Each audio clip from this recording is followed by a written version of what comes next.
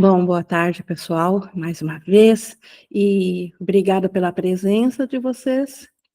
E hoje nós temos a nossa continuação sobre o capítulo 2, a separação e a expiação. Nós vimos no estudo anterior medo e conflito, e hoje temos uma temática que é uma continuação do medo e do conflito, que nos é apresentado como causa e efeito. É a seção 7, dentro do capítulo 2, e com certeza isso é uma continuação, então, de nós descobrirmos a causa daquilo que nos amedronta, dos medos, e que também é a causa de não termos a condição de sabermos do nosso ser real enquanto estivermos no medo. Então, é fundamental descobrirmos o que vem a ser o medo, que é como a gente viu na aula anterior, parece que o medo nos é imposto, mas, na verdade, nós o fizemos pelo poder da nossa mente. Então, nós precisamos saber que a nossa mente tem esse poder, porque é mediante o mesmo poder de fazer o medo, que nós podemos também, é do mesmo poder que podemos e devemos usar a favor daquilo que desfaz o medo, a favor do amor ou a favor da realidade, já que o medo, ele vem de uma fantasia nossa de acreditarmos que nós mudamos a criação de Deus. Então, antes de vermos o que Jesus tem a nos trazer aqui sobre causa e efeito, vou pedir para nós fazermos juntos, como sempre temos feito, a nossa entrega e aquietamento da nossa mente, nossa entrega ao Espírito Santo, onde buscamos nos aquietar dos barulhos externos, respirar pausadamente,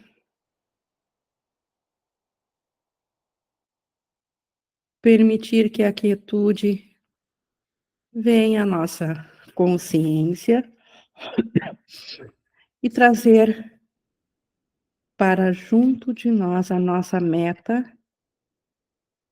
que é permitirmos que o Espírito Santo nos guie, nos oriente, que ele conduza nossos pensamentos nessa hora de estudo, para que aquilo que vamos aprender aqui seja um pensamento que venha da sua mentalidade. E pelo poder que nós temos de escolher a quem queremos ouvir, nós, com certeza, escolhendo o Espírito Santo, estamos amparados no caminho certo para que possamos ver mais esse estudo de forma a ele ser mais um passo na liberação de nossos autoconceitos equivocados e que nos trouxeram dentro de um conceito de existência fora do reino de Deus. Então, Espírito Santo no comando, nós estamos prontos para vermos como que Jesus vai nos apresentar aqui essa penúltima sessão do capítulo 2, de separação e expiação, que é causa e efeito. E ele inicia nos ensinando dizendo assim: podes ainda reclamar do medo, mas apesar disso, persistes em amedrontar a ti mesmo. Então, Jesus falando a Ellen, ao Bill, porque o grande impedimento de nós voltarmos à consciência do nosso ser é o medo, mas com certeza também ele está dizendo isso a cada um de nós, quando nós persistimos em manter a nossa mente ao medo, como se nós fôssemos vítima do medo, como se nós não tivéssemos nada a ver pelo medo que sobressaltou a nossa mente. Então, como Jesus diz, nós ainda podemos reclamar de ter medo, mas apesar disso, se estamos no medo, é porque nós ainda insistimos de nos amedrontar. Eu já indiquei que não podes pedir a mim que te libere do medo. Isso é uma coisa impossível de Jesus fazer, nos impedir do medo, como ele vai explicar mais uma vez agora, para que nós realmente venhamos a compreender isso, porque é fundamental que entendamos a relação do medo com nossa escolha e o que o medo faz a nós mesmos, porque sem compreendermos isso, dificilmente poderíamos parar de nos amedrontar. E por isso que Jesus segue dizendo que eu sei que o medo não existe, mas tu não sabes. Quem está no medo, ou quem sente o medo é muito real, é impossível sentir medo sem acreditar no medo. Então, Jesus, ou quem já tem a mentalidade curada, quem já não se equivoca mais no pensamento, não tem mais como acreditar no medo, porque sabe que o medo não existe.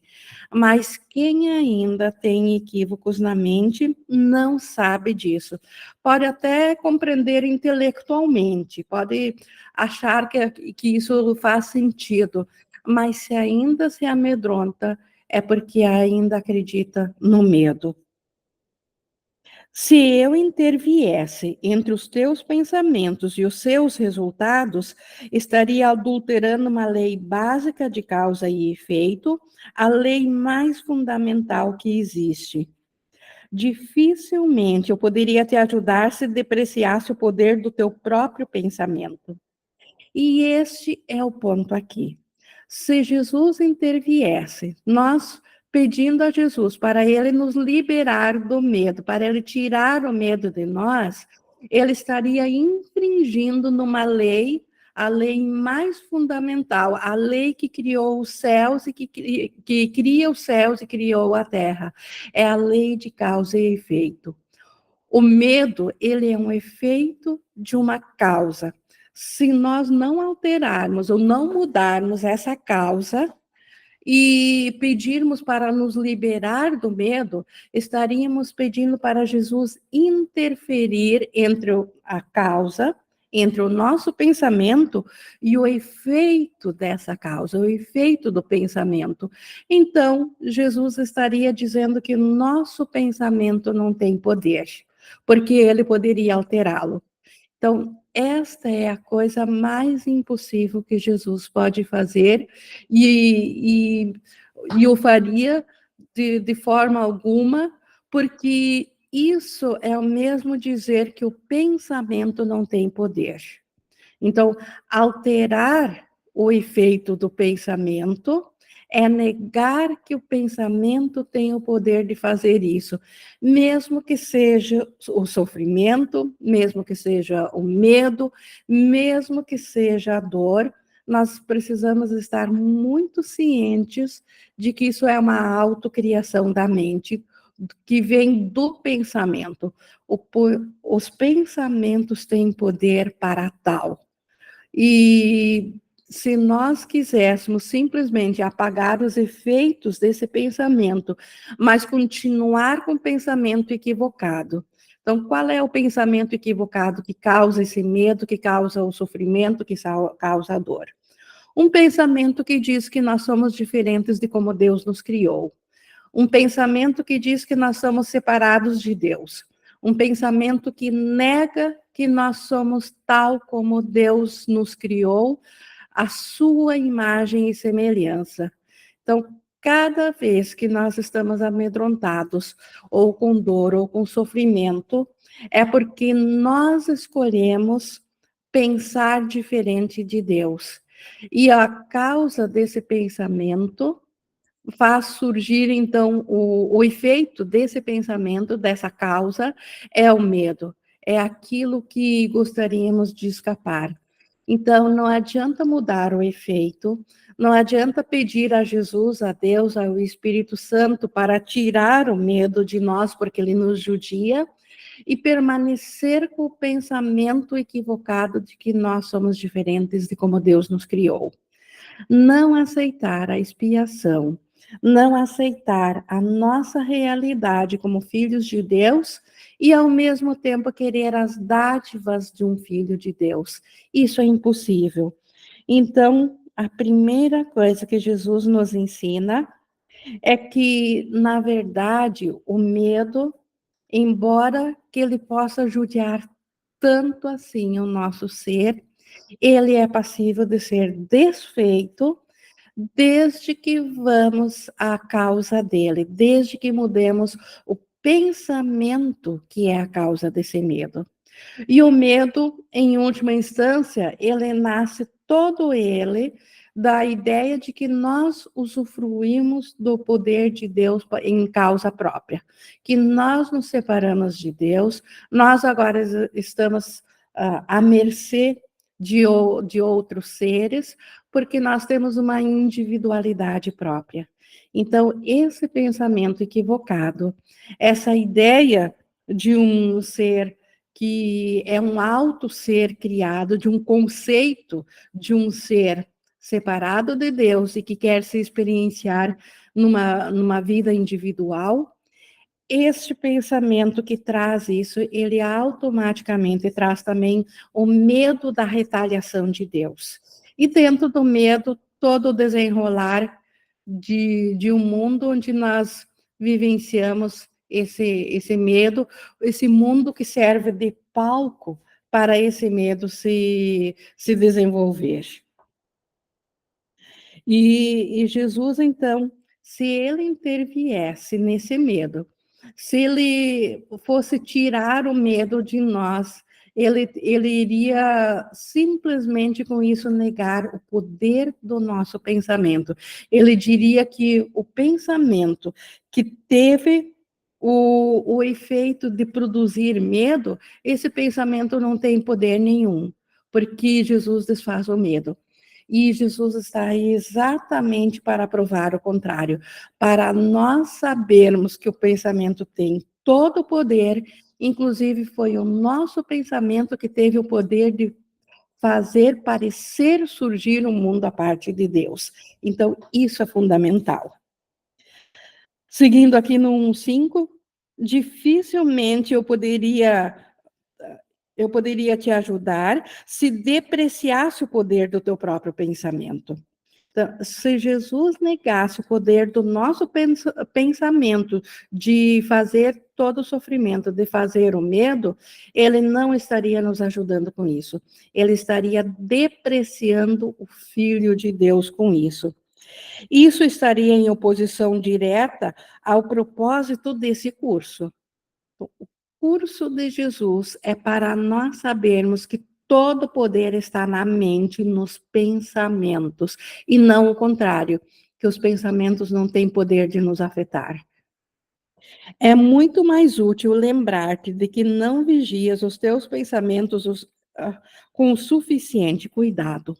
Então, essa causa que o medo tem dele nos afetar, porque nós não vigiamos os nossos pensamentos com cuidado suficiente. Simplesmente deixamos os pensamentos da mente correrem frouxos, correrem do jeito que querem e reclamamos depois do amedrontamento, do medo que nos causam. Então, acreditamos no pensamento que diz que fez um ser separado, de um pensamento que projetou um mundo físico e psicológico, que projetou uma cerca de carne como sendo o nosso ser, e depois disso nos identificamos dentro dessa carne, dessa cerca de carne, que é um corpo físico e psicológico, e nos queixamos de que estamos amedrontados dentro desse corpo, ao invés de vigiarmos o pensamento que fez parecer isso real, que fez parecer com que um mundo à parte de Deus fosse verdadeiro.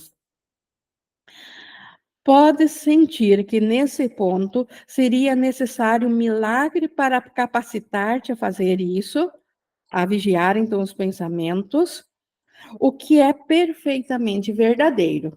Então, de fato, nós precisamos de ajuda para vigiar os pensamentos, tal é o envolvimento com o pensamento equivocado. Não estás habituado ao pensamento da mente disposta ao milagre, mas podes ser treinado para pensares desse modo. E é isso que esse curso aqui faz. Um curso em milagres veio a surgir para nos ensinar a criarmos o hábito, a termos o pensamento da mente voltado ao milagre, ao invés de voltado à criação equivocada da mente. Todos os trabalhadores de milagres necessitam desse tipo de treinamento. Então, todos os trabalhadores de milagres, todos nós que queremos nos libertar desse autoaprisionamento, que é acreditar que nós somos esses seres uh, separados de Deus, esses seres passíveis de sofrimento, de dor, de morte, e nós que queremos voltar a nossa mente ao trabalho que Jesus fez, que todos os despertos fizeram, que é trabalhadores de milagres. Então, se a nossa decisão foi a de que escolhemos, ao invés de sermos marionetes do ego e sofrermos em consequência disso, nós escolhemos ser trabalhadores de milagres, nós precisamos treinar a nossa mente de modo a que ela esteja alerta às intrusões do ego, alerta às intrusões do medo que querem trazer para a nossa mente o testemunho de que a separação de Deus de fato aconteceu, de que o medo se justifica, de que a raiva se justifica e de que nós somos frágeis e de que precisamos de proteção. Seguindo aqui no 2, eu não posso permitir que deixes a tua mente sem vigilância ou não serás capaz de ajudar-me. Por isso que Jesus trouxe o seu curso, trouxe as 365 lições, trouxe todo esse livro-texto para termos em cima do que estudar as lições, para nós aprendermos a trazer uma vigilância para cima da nossa mente, porque somente nós sendo vigilantes para com nossos próprios pensamentos, de modo a detectar eles quando eles estão em criação equivocada, nós poderemos nos dar conta disso e aí mudar a mentalidade, como Jesus certamente está nos ensinando a fazer. E mudando a mentalidade, nós voltamos a ser trabalhadores em milagres, ao invés de sermos a vítima dos pensamentos do ego. Trabalhar em milagres implica na realização plena do poder do pensamento, de forma a evitar criações equivocadas. Então, trabalhar em milagres implica na realização plena do poder de pensamentos. Os pensamentos têm todo o poder, porque o ato de pensar vem de Deus. E todo pensamento cria forma em algum nível, como nós vimos na aula anterior.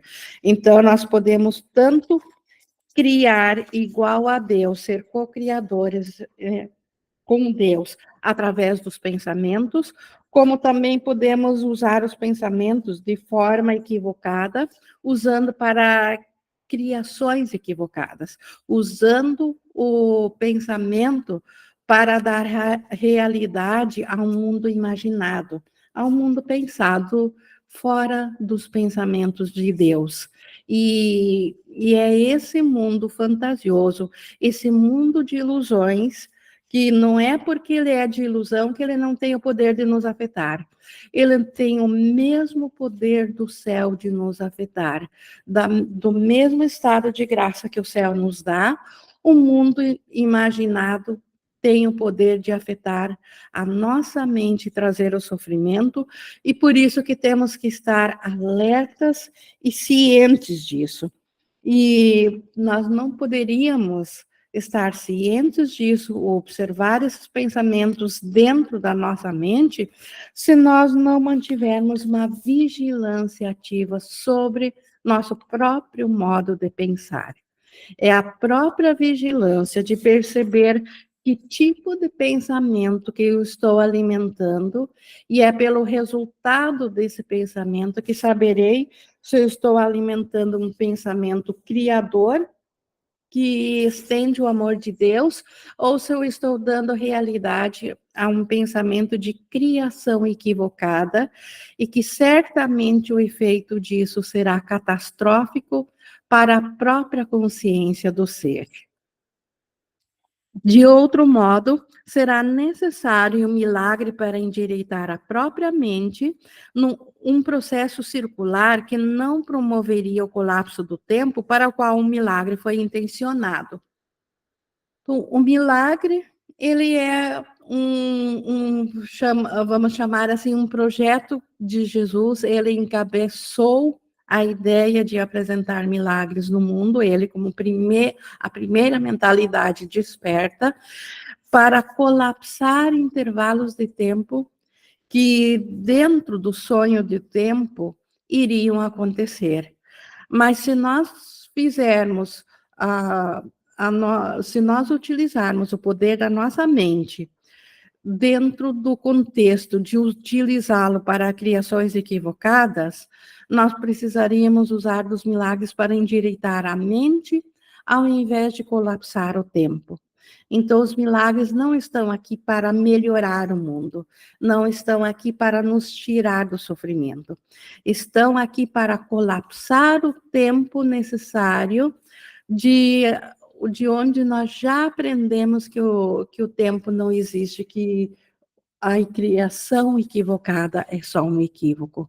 Então, o milagre, ele tenciona trazer para mais perto, a cada milagre oferecido, trazer para mais perto o momento onde nós já escolhemos despertar, porque tudo aconteceu num instante, nós já estamos despertos, só não estamos cientes disso, porque ainda decidimos, dentro do único instante de insanidade, reviver a cada instante isso que aparentemente aconteceu, que nós fracionamos em tempo e espaço para parecer que é um mundo separado do mundo de Deus.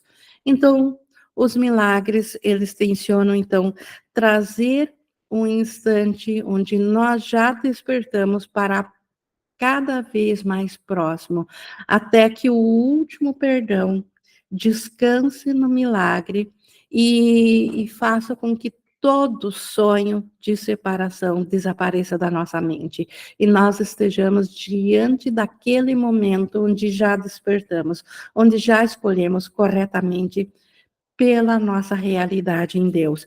Então, esse que é o propósito do milagre.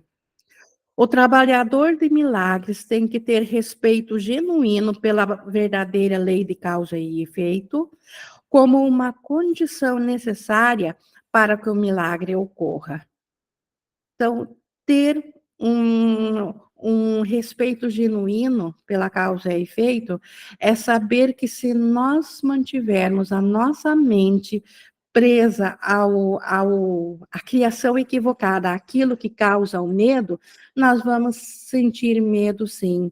Não adianta pedirmos para escapar do medo, pedirmos para sermos liberados da dor, se nós continuamos acreditando que nós somos um outro ser, não aquilo que Deus criou igual a si mesmo. Então, o milagre, ele vem aqui para nos ensinar justamente a lei da causa e efeito, que se nós não queremos mais a causa do sofrimento, da dor, se nós não queremos mais nos sentir a parte do todo, se nós não queremos mais ser menos do que a totalidade do Filho de Deus, nós precisamos voltar a aceitar a nossa condição de Cristo, a nossa condição de que nós somos como Deus nos criou. E o milagre, ele tem esse respeito pela causa e efeito. Os pensamentos do Espírito Santo são os pensamentos que nos garantem que nós ainda somos como Deus nos criou. São os pensamentos do Espírito Santo que nos trazem a nossa realidade como Cristo. E os pensamentos da criação equivocada, os pensamentos aqui do mundo, da separação, vão nos trazer o efeito de um ser separado, de um ser que não tem nada a ver com a nossa realidade. E assim como nós aceitamos para nós, assim nós vamos sentir. Nós podemos voltar a estar cientes do céu, aceitando a nossa realidade como filho de Deus, como Cristo, ou podemos também sofrer a miséria da separação, acreditando que nós somos diferentes de como Deus nos criou. Então, causa e efeito. Quem que eu sou, o que eu aceito para a minha realidade, assim vou sentir os efeitos.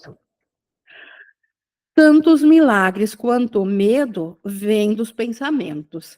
Então, aqui na ilusão, onde o mais próximo da nossa realidade que nós conseguimos ter, o mais próximo do céu, é ter a mentalidade voltada para os milagres. Então, tanto os milagres quanto o medo, que é as duas únicas possibilidades aqui dentro da ilusão, ambos os estados vêm do pensamentos. São pensamentos que trazem os milagres, os pensamentos que temos com a mentalidade do Espírito Santo, são esses que trazem os milagres, e também são os pensamentos que nós temos com a mentalidade do ego, que trazem o medo. Então, tanto milagres quanto medo, ambos, em sua origem, vêm de pensamentos. Se não estás livre para escolher um deles, também não estarias livre para escolher o outro.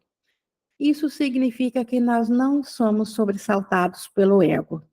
Nós não somos vítima do pensamento que nos traz o medo. Nós somos livres para escolher os pensamentos que nos trazem o medo, e por sermos livres para escolher os pensamentos que nos amedrontam, nós também somos livres para escolher os pensamentos que nos trazem os milagres. Escolhendo o milagre, rejeitaste o medo, mesmo que apenas temporariamente. Mesmo que seja apenas por uma fração de segundos, aceitando o milagre, ou seja, aceitando os pensamentos que vêm da mentalidade que temos com o Espírito Santo, automaticamente nós rejeitamos o medo. Assim como quando nós nos amedrontamos, nós estamos rejeitando os milagres. Então, um ou outro. É impossível servir a dois senhores. Tens estado amedrontado com todas as pessoas e todas as coisas. Tens medo de Deus, de mim e de ti mesmo. Tu nos percebeste mal ou não nos criaste, ou nos criaste equivocadamente e acreditas no que fizeste. Então, cada vez que nós acreditamos que nós fizemos um mundo separado de Deus, um mundo de individualidades, um mundo físico de corpos, e corpos, obviamente, podem sofrer, morrer, sofrer danos, é porque nós percebemos mal ou criamos equivocadamente na nossa mente. Acreditamos no mundo projetado, no mundo tal como nós o faríamos fora da mente de Deus, no mundo que nós conceberíamos dentro do poder de criação do pensamento, mas sem o amor de Deus presente. Um mundo feito na escuridão, um mundo onde a luz não pode penetrar. Então, dentro de tal mundo onde a luz não pode penetrar, nós passamos a acreditar nesse mundo. E daí a causa de todo o sofrimento, de todo amedrontamento. Não terias feito isso se não tivesses medo dos teus próprios pensamentos. Então, por que que nós nos escondemos na escuridão?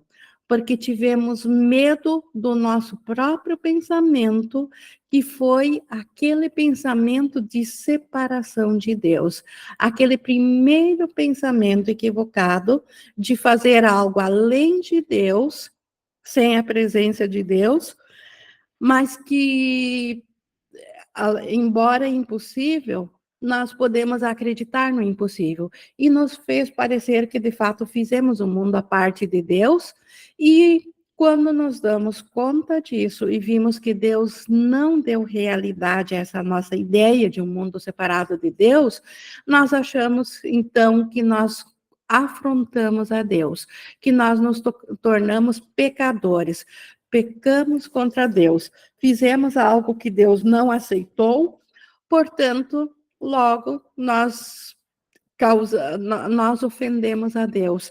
E isso, desse pensamento que nós temos medo e buscamos fugir, nos escondendo dentro de consciências individuais, dentro de uma cerca de carne, dentro de um mundo físico, de corpos, onde aparentemente a nossa vida agora depende de coisas externas, depende de um corpo físico, depende de um corpo.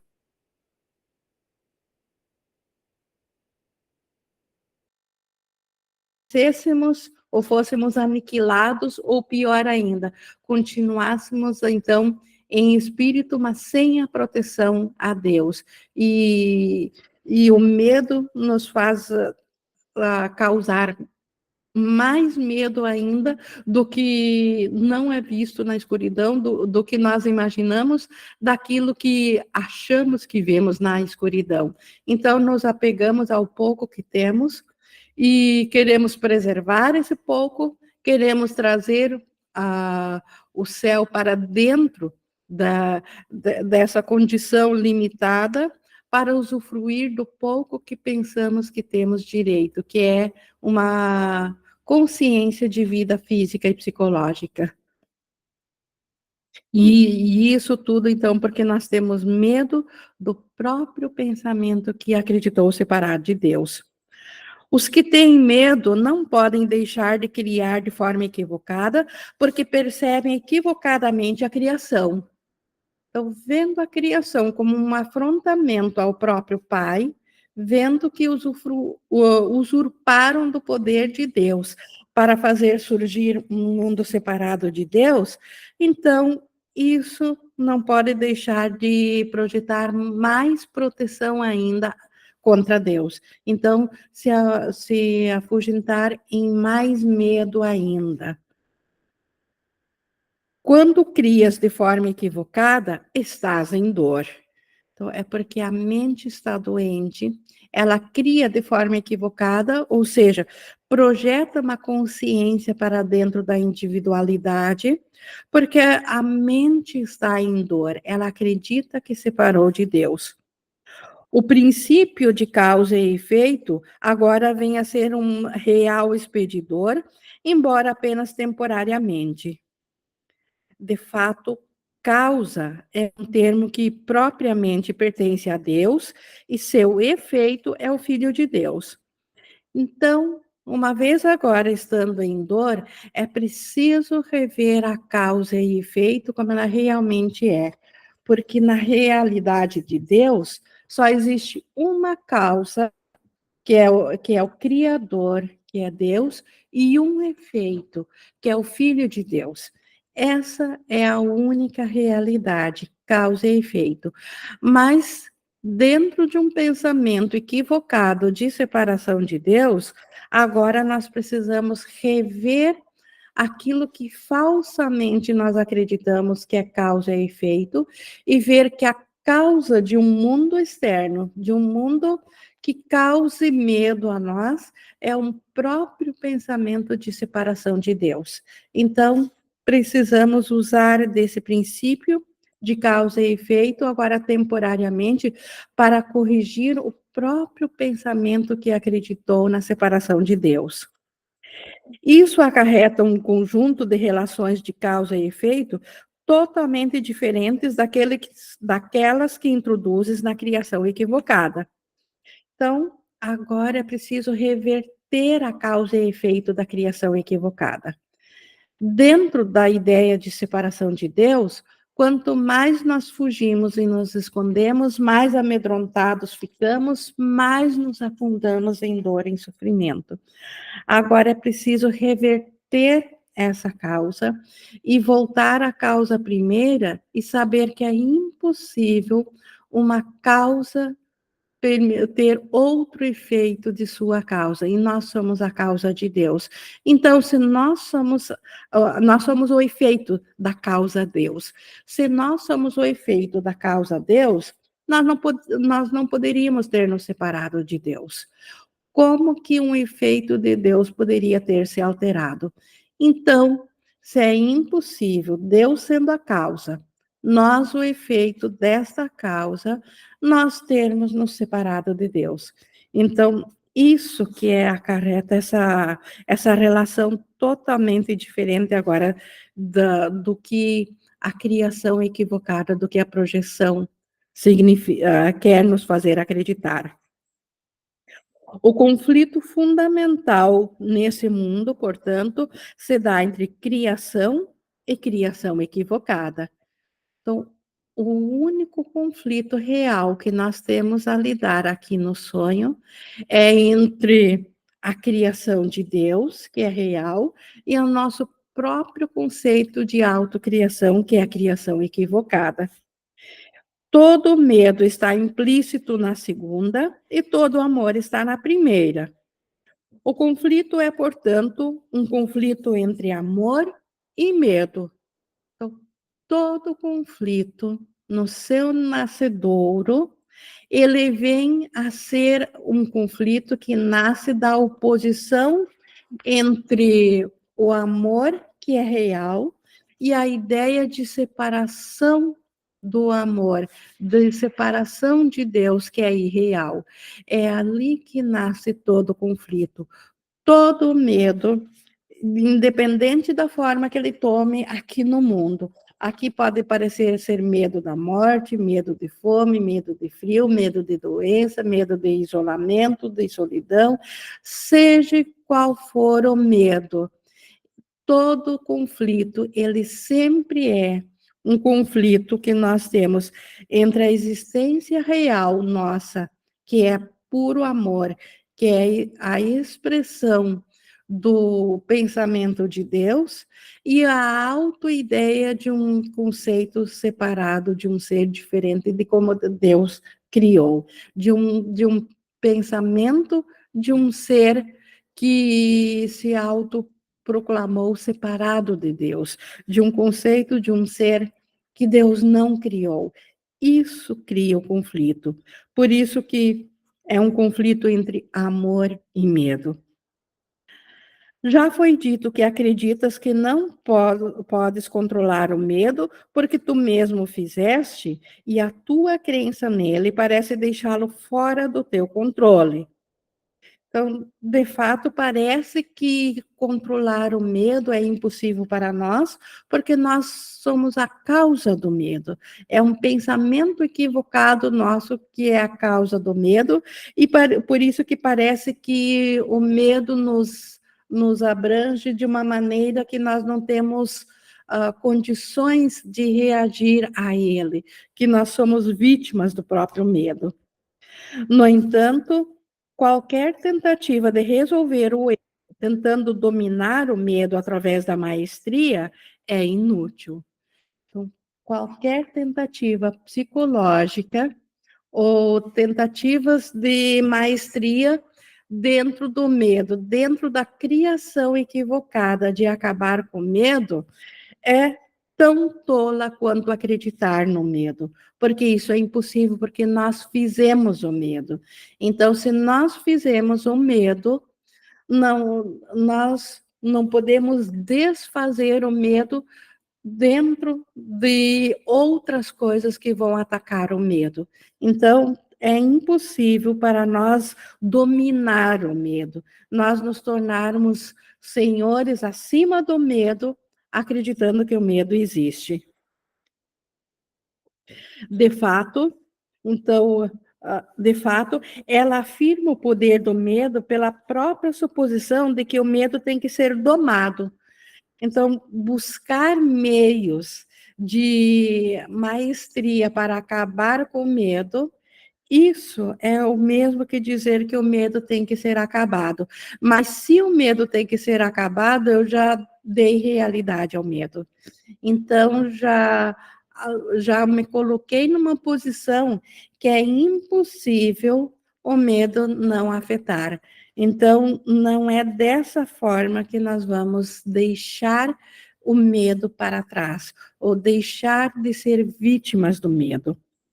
A verdadeira solução baseia-se inteiramente na maestria através do amor. Então, se é ausência de amor, se é a escuridão que causa o medo, a única forma de acabar com o medo é ir para a luz, é ir para o amor. Não existe outro meio. Então, tentar dentro da escuridão achar meios de se fortalecer ou de se proteger ou de se colocar numa condição na qual achamos que suprimos todas as coisas por onde o medo poderia entrar, dentro da escuridão, isso é impossível. O medo continuará ali para nos sobressaltar a qualquer instante. Então, se o medo é visto na escuridão, a única forma de acabarmos com o medo é nós aceitarmos olhar na luz, nós permitirmos que a luz venha para a escuridão. Aí sim, na luz, nós veremos que não havia, mesmo que quiséssemos, não havia nada ou nenhuma razão para nós nos escondermos na escuridão, ou na escuridão não havia nada a nos amedrontar, porque a luz, ela mostra com total clareza que nós não afrontamos a Deus, nós nunca deixamos a mentalidade de Deus, embora que acreditamos nisso. Então, embora que passamos a não sentir mais o amor de Deus quando nós nos vimos na escuridão, isso não tornou nada dentro da escuridão real. Por isso que, então, a única solução para acabar com medo é através da maestria do amor. Nesse ínterim, contudo, o senso de conflito é inevitável, já que te colocaste em uma posição na qual acreditas no poder do que não existe.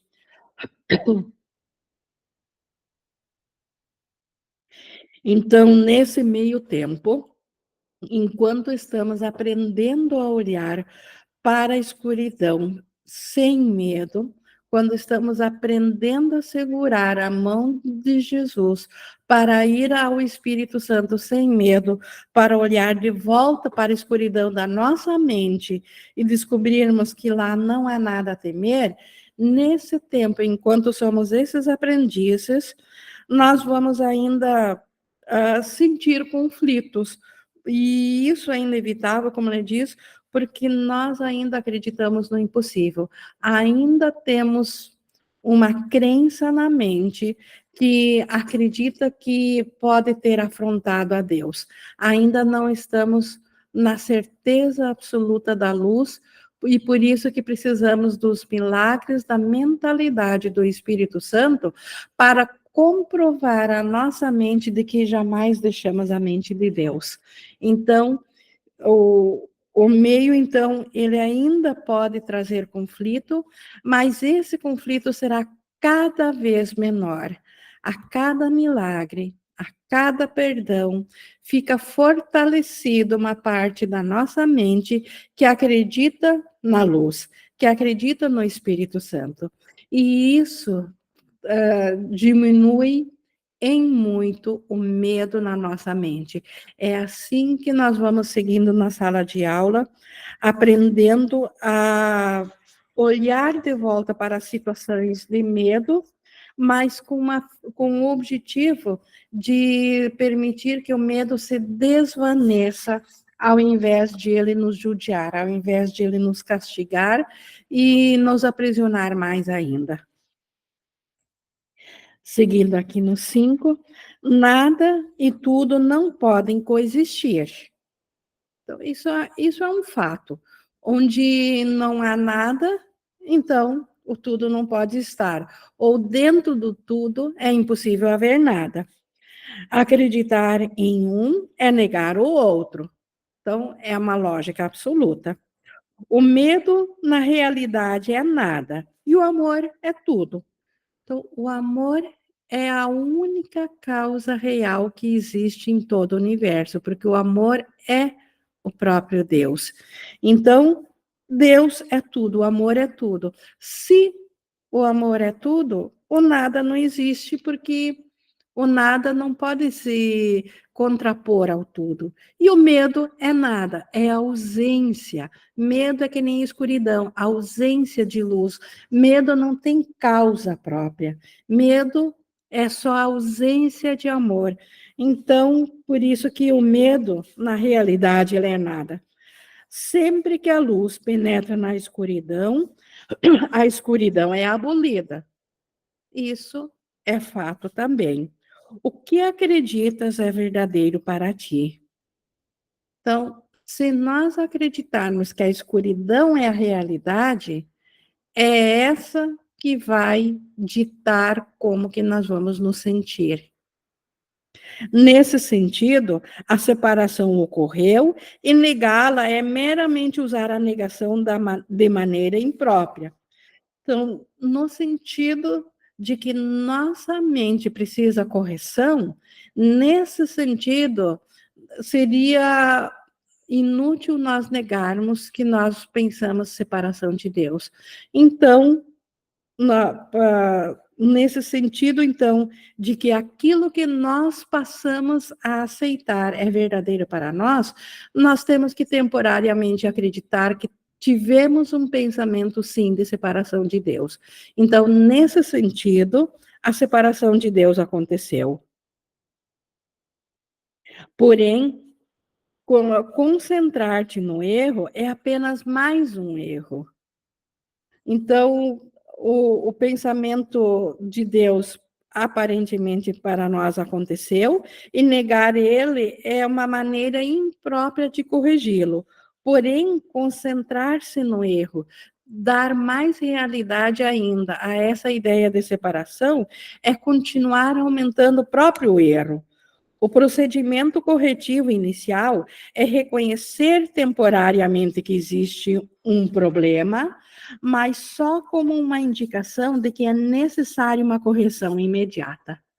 Então, de fato, devemos aceitar que precisamos de uma correção na nossa mente, porque a nossa mente acredita que separou de Deus, por isso que ela se amedronta a si mesma, mas não para dar realidade a essa separação, e sim para reconhecer que precisamos da correção imediatamente, precisamos do remédio da expiação. Precisamos aceitar aos pensamentos corretivos do Espírito Santo. Então, para reconhecermos essa condição da nossa mente, nós não negamos que nós tivemos um pensamento de separação, porque de fato nós pensamos separação e agora precisamos de uma intervenção nesse pensamento de separação. Precisamos do remédio da expiação do Espírito Santo. Isso estabelece um estado na mente no qual a expiação pode ser aceita sem adiamento. Então, reconhecendo que, de fato, nós pensamos em separação de Deus e de que precisamos da correção desse pensamento, isso estabelece o estado da mente onde a expiação pode ser aceita. Agora podemos aceitar ao Espírito Santo, porque não estamos dando realidade à separação, mas ao mesmo tempo também não estamos negando que tivemos esse pensamento. De fato, tivemos e estamos sofrendo o efeito desse pensamento. E como nós fizemos isso, também está em nosso poder aceitar a expiação, aceitar os pensamentos do Espírito Santo sobre a nossa mentalidade que fez a criação equivocada. Contudo, deve-se enfatizar que, em última instância, nenhuma transigência é possível entre tudo e nada. Então, apesar de reconhecermos temporariamente de que precisamos da correção para voltar ao pensamento certo da nossa mentalidade de Cristo, isso não significa que estamos dizendo que a separação de fato aconteceu, e sim que nós tivemos um pensamento que pensou esse pensamento de separação, e que nós acreditamos nesse pensamento. Então, é esse pensamento que precisa de correção. O tempo é essencialmente um instrumento através do qual pode-se desistir de toda transigência a esse respeito. Então, uma transigência entre tudo e nada é impossível. Então, uma transigência, dizer que nós somos aqui do universo da escuridão, mas de que o universo da luz também existe, de que ambos existem, isso é impossível. Então, o tempo está aqui para nos ensinar a não fazermos transigências entre o tudo, que é Deus, e o nada, que é um universo fora da mente de Deus, fora do universo do céu. Então, nós podemos, dentro do próprio tempo, então, aprender a não abrir nenhuma transigência para o nada. Nós só vemos o mundo dentro da escuridão, porque acreditamos na escuridão. Acreditamos que bloqueamos a luz de Deus na nossa mente. Então, isso fez surgir um mundo imaginário na escuridão. E agora podemos usar esse mesmo mundo da escuridão para aprender de novo que é impossível existir um mundo fora da luz, porque só a luz é tudo, não existe nada fora da luz.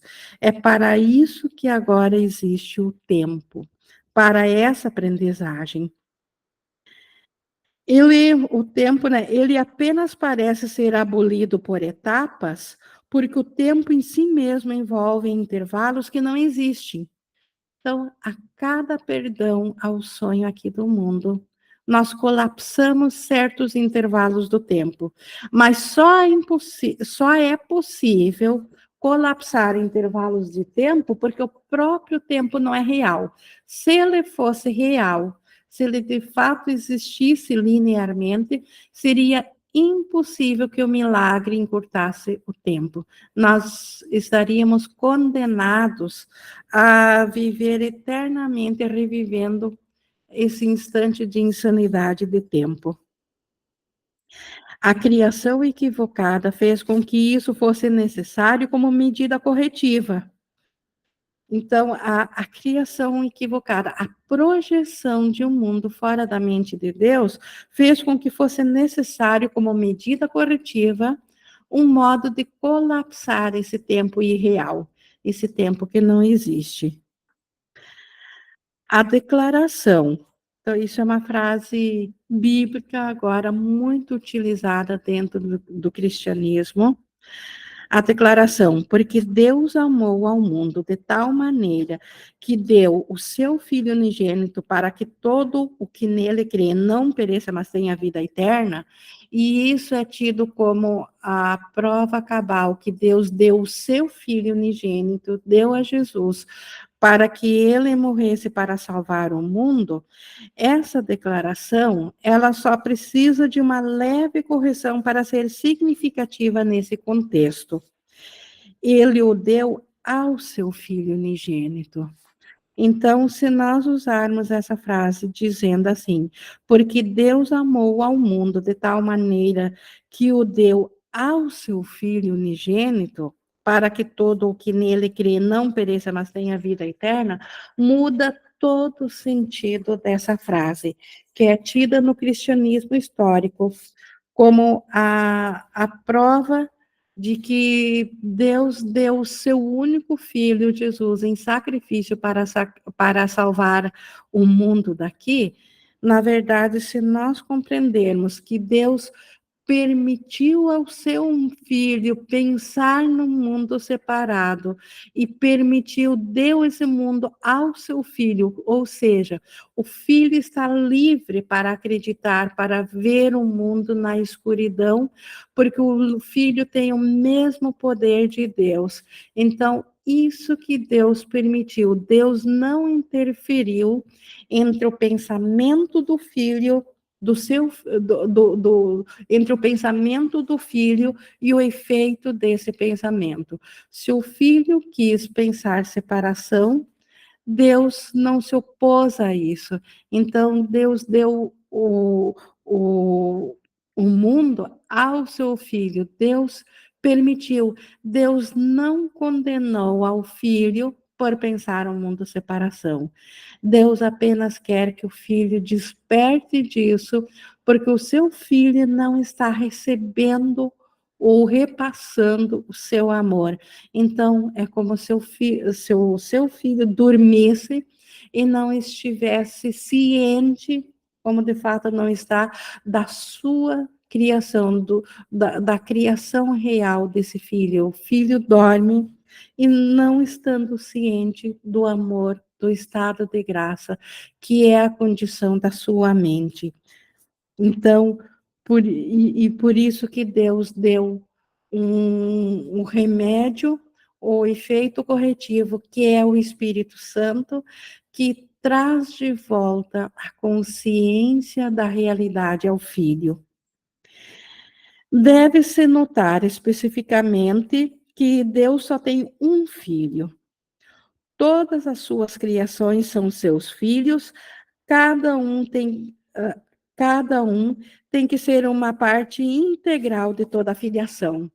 Então, Deus sendo unicidade, toda a criação e a criação da criação, tudo fazem parte da mesma unicidade. Então, Deus só tem um efeito, um filho, e cada parte que agora acredita-se ser uma parte separada da filiação é parte íntegra desse filho. A filiação, em sua unicidade, transcende a soma de suas partes.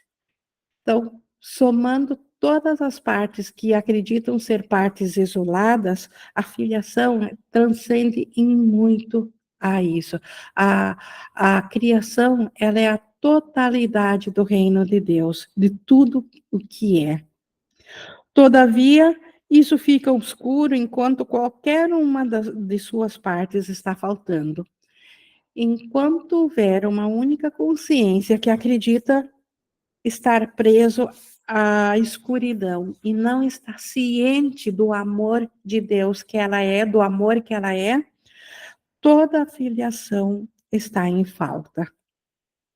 É por isso que, em última instância, o conflito não pode ser resolvido até que todas as partes da filiação tenham retornado.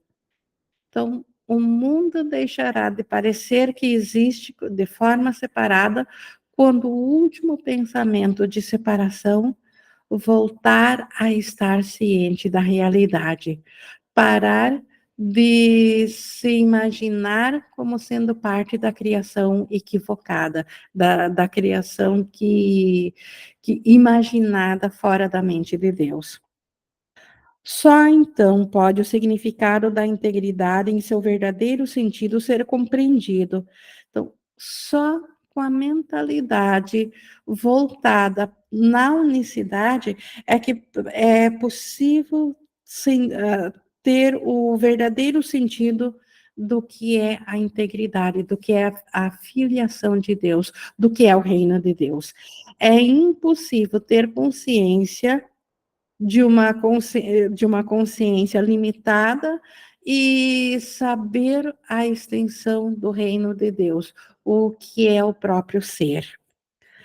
Qualquer parte da filiação pode acreditar no erro ou no incompleto, se assim escolher. Todavia, se o faz, está acreditando na existência do nada. A correção desse erro é a expiação. Então, a única forma de voltar a saber do todo é aceitando a expiação. Não há outro meio. Por isso que a única necessidade real de todas as consciências individuais que acham-se separadas no universo fora de Deus, a sua única necessidade é aceitar a expiação para si mesmo. Porque é aceitando a expiação para si mesmo que irá aceitar novamente a sua realidade como o efeito da causa Deus, como o efeito Cristo. Já falei brevemente sobre a prontidão, mas alguns pontos adicionais podem ser úteis aqui. Então, a prontidão, o estado de prontidão da mente para aceitar os pensamentos do Espírito Santo, os pensamentos de correção, em lugar dos pensamentos equivocados da mente equivocada. A prontidão é apenas o pré-requisito para a realização. Então, prontidão é uma condição que aponta para a realização, mas a prontidão sozinha não é ainda a realização. As duas não devem ser confundidas. Assim como ocorre um estado de prontidão, assim que ocorre um estado de prontidão, usualmente existe algum desejo de realização, mas isso não significa necessariamente que ele não seja dividido. Então, toda vez que nós experimentarmos na nossa mente a prontidão para voltarmos à correção da nossa mente, a prontidão para permitir que a luz penetre na nossa mente, isso usualmente traz um desejo de que essa luz entre na nossa mente. Mas isso não significa que esse desejo não seja dividido, que esse desejo seja íntegro. Esse estado não implica em nada mais do que um potencial para a mudança da mente. A confiança não pode se desenvolver plenamente enquanto a maestria não tiver sido conseguida. Então, desejar aceitar a expiação é o primeiro passo, mas isso não significa ainda que nós estamos prontos para aceitar somente a isso. Enquanto nós quisermos a correção na nossa mente, mas também ainda quisermos fugir da realidade de Deus, porque acreditamos que afrontamos a Ele, nós ainda não teremos a maestria para ter um único desejo, uma única vontade de correção. Nós já tentamos corrigir o erro fundamental de que o medo pode ser domado e enfatizamos que a única maestria real é através do amor. Então, nós podemos sim querer aceitar a expiação, mas podemos ainda estar com medo de Deus. E não podemos desfazer o medo através de maestria. Nada que façamos dentro da escuridão vai acabar com o medo. Pelo contrário, só dará realidade ao medo. Então, tentar por maestria, por causas próprias de atitudes, domar o medo, isso só dá realidade ao próprio medo. Então, a prontidão é só o começo da confiança. Podes pensar que isso implique na necessidade de uma enorme quantidade de tempo entre a prontidão e a maestria, mas permita-me lembrar-te de que o tempo e o espaço estão sob o meu controle. Então, a maestria que é nós como trabalhadores em milagres. Ao invés de ficarmos amedrontados, ou ao invés de acharmos que temos que domar o medo, encarando, olhando de frente o medo, através de atitudes de não fuga, isso apenas é uma parte da preparação. A forma de vencer o medo é pela maestria do amor, é pela maestria de saber que a causa do medo é a ausência de amor na nossa mente. Nós, de alguma maneira, escolhemos não amar e por isso que estamos com medo. No momento que nós aceitarmos de volta a maestria do amor, e essa maestria vem do pensamento do Espírito Santo, que nos garante que nós ainda somos uma causa de que nós ainda somos um efeito de uma causa que é puro amor, que nós ainda somos o efeito da causa do amor de Deus. Então, nós ainda somos amor, apesar que para pensarmos separação esquecemos disso. Então, essa maestria de que nós ainda somos o amor de Deus, essa nos é dada pelo Espírito Santo. Essa nos é dada na expiação. E é essa que vem aqui no sonho através de perdoar a tudo aquilo que nós achamos que existe na escuridão. Então, a maestria do amor, ela permite com que as coisas que aparentemente deveriam nos ferir ou deveriam nos afetar, elas milagrosamente podem deixar de nos afetar. E isso, como Jesus diz aqui, nós podemos achar então que levaremos muito tempo para aprender a ter tal maestria. Só que Jesus nos lembra que o tempo e o espaço estão sob o controle dele. Jesus pode nos trazer num único perdão para tão próximos da mente treinada de que levaríamos 1000 vidas para treinar essa mente a aceitar o efeito do amor. Isso, um único instante, um único perdão pode trazer para próximo de nós. Por isso que precisamos dos milagres, por isso que precisamos da mentalidade da luz do Espírito Santo. Esta é a única maneira de nós deixarmos para trás a escuridão, deixarmos o nada para trás, e o medo é escuridão, o medo é nada. O amor de Deus, os pensamentos do Espírito Santo são tudo, e essa é a nossa única necessidade, aceitar de volta o todo no lugar da escuridão. Então, isso nós vimos assim em causa e efeito. Então, a causa do medo nos afetar é porque nós acreditamos no que fizemos, mas podemos igualmente acreditar naquilo que o Espírito Santo nos garantiu que é a nossa realidade.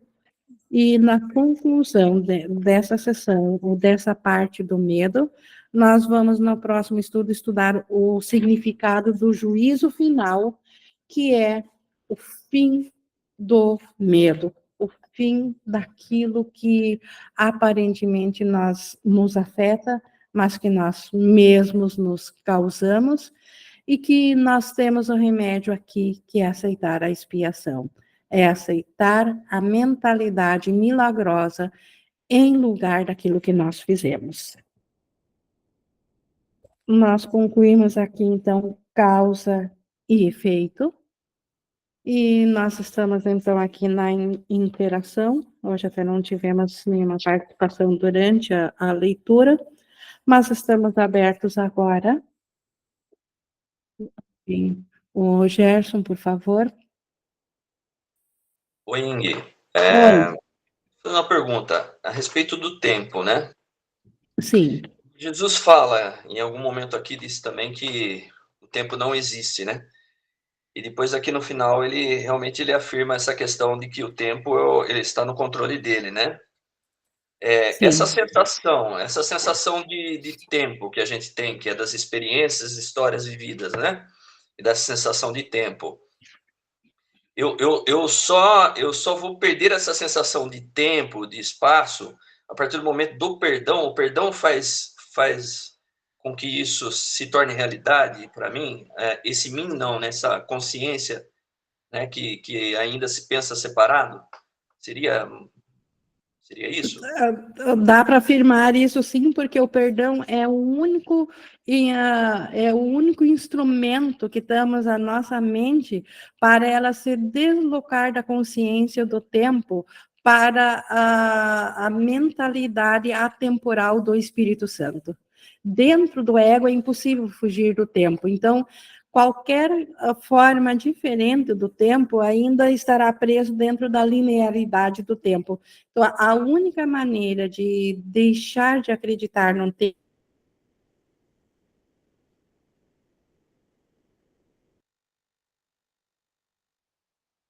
do Espírito Santo é a expiação, é a correção.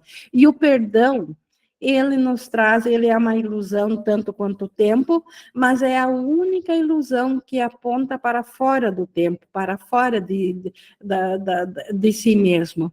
Então, sim, o perdão é a única maneira de colapsar, então, esse tempo, como Jesus diz. Jesus diz, ele rearranja o tempo e o espaço, mas isso ele faz numa condição maior daquela que nós estamos cientes. Nós não temos consciência de que, de repente, um perdão aqui a um irmão nosso, aparentemente o ensaio aqui com o irmão continua existindo, mas milhares de vidas onde nós levaríamos até finalmente aprender a perdoar esse irmão, deixam de ser necessários de serem vividos. Então, essas milhares de vidas são encurtadas nisso. Isso é uma das formas. Então, o tempo e o espaço, ele é encurtado, mas numa instância maior do que essa de dentro do tempo que nós sentimos, porque aparentemente dentro do tempo continua as coisas acontecendo linearmente. Obrigado, hein? Obrigada. A Nádia também levantou a mão. Oi, Oi. Deus amou ao mundo de tal maneira que deu seu Filho unigênito. Deus amou ao mundo? Você pode explicar isso para mim? Isso é uma maneira metafórica porque Deus realmente, quando ele viu, quando o filho pensou separação e ofereceu a Deus, ele na verdade não ofereceu nada. Mas Deus não impediu ao filho de pensar que o filho fez o mundo. Então, nesse sentido, então isso não é literal. Então, Deus amou ao mundo, Deus não condenou ao filho e nem o próprio mundo. Tanto é que aquilo que é reflexo de amor dentro do sonho, o Espírito Santo tem a função de elevar para a condição do céu. Então, os resíduos de amor verdadeiro dentro do sonho, porque é impossível separar-se totalmente de Deus, porque o poder de Deus está mesmo no sonho, então, este é transformado em criação. Então, nesse sentido, Deus amou ao mundo, oferecendo oferecendo expiação, oferecendo a resposta, oferecendo a condição de que o filho não vá dormir eternamente sem jamais despertar para a sua realidade. Entendi, obrigada. Mais alguém gostaria de trazer alguma contribuição? Não? Bom, eu vou encerrando então aqui a nossa gravação. Gratidão a Deus por não nos deixar sem resposta no nosso sonho de separação de Deus.